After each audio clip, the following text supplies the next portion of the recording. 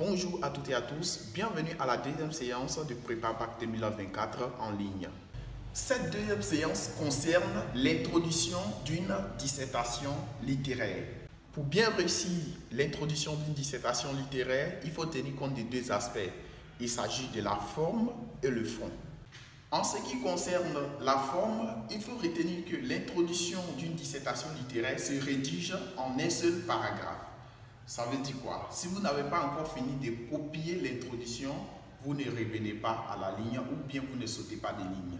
Au niveau du fond, la dissertation littéraire est constituée de 4 sous-parties, à savoir une généralité, l'insertion du sujet, la problématique et l'annonce du plan. En quoi consiste une généralité? La généralité d'une introduction peut être une citation, elle peut être un constat ou bien une approche définitionnelle. Après une généralité, il faut penser à insérer le sujet. À ce niveau, vous avez deux possibilités. La première possibilité est que si le sujet est court, vous pouvez directement l'insérer dans votre introduction. Par contre, si le sujet est long, vous devez d'abord le reformuler avant de l'insérer. Après avoir inséré le sujet, il faut penser au problème du sujet. Pour insérer le problème du sujet, vous avez soit la possibilité de l'insérer sous forme d'une phrase interrogative ou bien sous forme d'une phrase déclarative. Une fois les 3 premières étapes achevées, vous passez maintenant à l'annonce du plan. Elle peut se faire sous forme d'une phrase interrogative ou sous forme d'une phrase déclarative. Attention, toutes ces différentes parties doivent être bien structurées à travers des phrases, des transitions, etc., etc. Après la théorie, passons maintenant au cas pratique à travers un petit exercice. Soit le petit sujet suivant. La littérature est une arme efficace de combat dans une société remplie d'amertume. À l'aide des œuvres littéraires déjà lues ou étudiées, expliquer et discuter cette affirmation. Nous avons déjà fait une étude parcellaire. Nous disposons donc les éléments suivants. La reformulation du sujet. La littérature éveille la conscience de la société. Au niveau du problème, quelle est la fonction de la littérature? Ou bien quelle est la vocation de la littérature? Au niveau de l'antithèse, nous verrons d'autres fonctions de la littérature.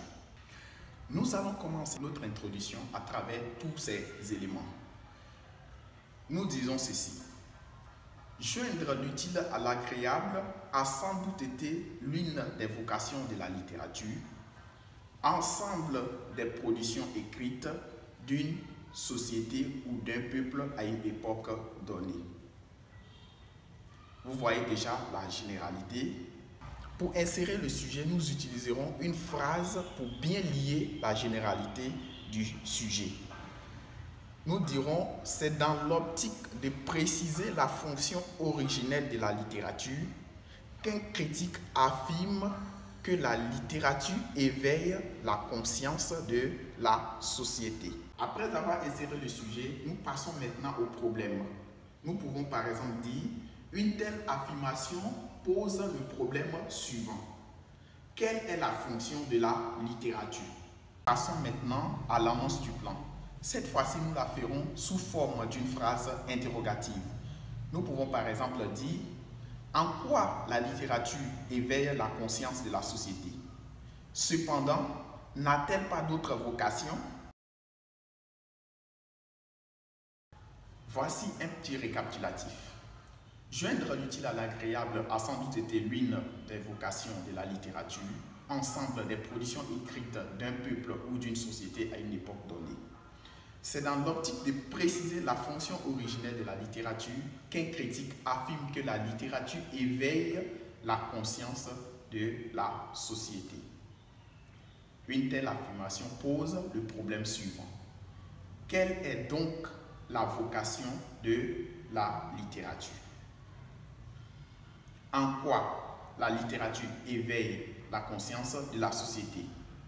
Cependant, n'a-t-elle pas d'autres fonctions?